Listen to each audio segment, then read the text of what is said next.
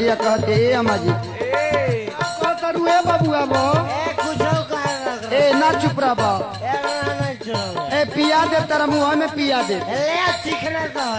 अच्छा औरतिया कहते ए अम्मा जी आधी आधी रतिया के भाठी पर से आवेले पीटी के गाड़ी